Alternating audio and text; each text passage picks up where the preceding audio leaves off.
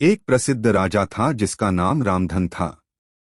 अपने नाम की ही तरह प्रजा सेवा उसका धर्म था। उनकी प्रजा भी उन्हें राजा राम की तरह ही पूजती थी।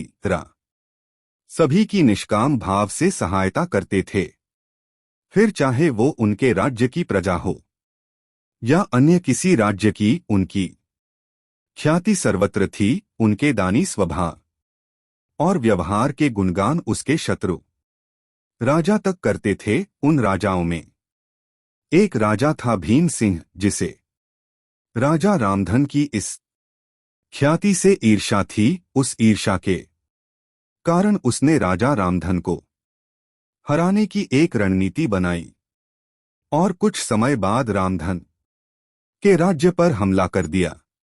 भीम सिंह ने छल से युद्ध जीत लिया और रामधन को जंगल में जाना पड़ा। इतना होने पर भी रामधन की लोकप्रियता में कोई कमी नहीं थी। हर जगह उन्हीं की बातें चलती थी, जिससे भीम सिंह को चैन न था। उसने राजा रामधन को मृत्युदंड देने का फैसला किया। उसने ऐलान किया कि जो राजा रामधन को पकड़कर उसके सामने लाएगा वो उसे 100 सोने की दीनार देगा। दूसरी तरफ राजा रामधन जंगलों में भटक रहे थे।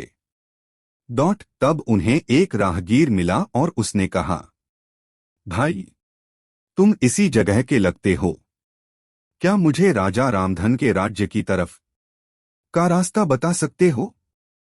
राजा रामधन ने पूछा, तुम्हें क्या काम है राजा से?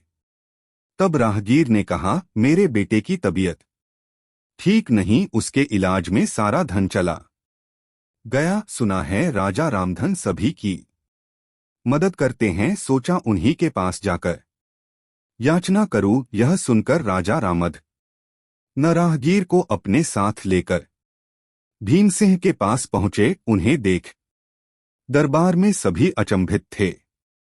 राजा रामधन ने कहा, हे राजन, आपने मुझे खोजने वाले को 100 दीनार देने का वादा किया था। मेरे इस मित्र ने मुझे आपके सामने पेश किया है। आथ इसे वो 100 दीनार दे दे। यह सुनकर राजा भीम सिंह को एहसास हुआ कि राजा रामधन सच में कितने महान और दानी हैं, और उसने अपनी गलती का स्वीकार किया। साथ राजा रामधन को उनका राज्य लौटा दिया और सदा उनके दिखाए रास्ते पर चलने का फैसला किया। दोस्तों, इसी को कहते हैं कर भला तो हो भला।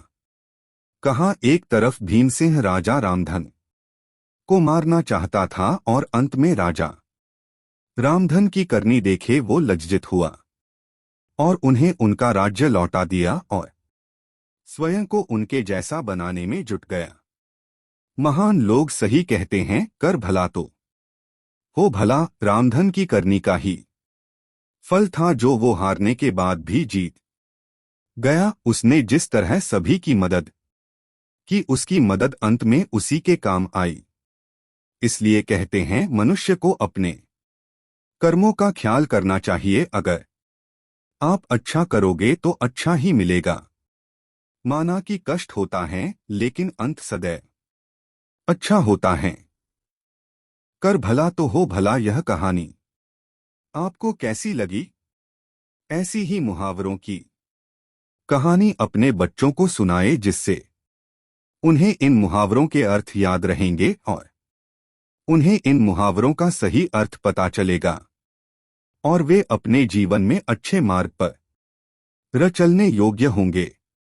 अगर आप हिंदी की अन्य कहानियों को सुनाना चाहते तो कहानी एक्सप्रेस सब्सक्राइब जरूर करें। अगर आप महाभारत व रामायण की कहानी सुनाना चाहते हो तो कहानी एक्सप्रेस को सब्सक्राइब करें।